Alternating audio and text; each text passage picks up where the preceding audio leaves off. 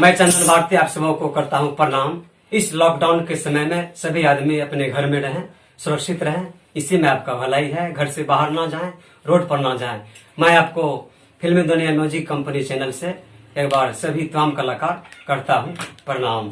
मेरे साथ उपस्थित है विभास बिहारी और बंजी और मोनू राज और नाल वादक बंदेलाल जी।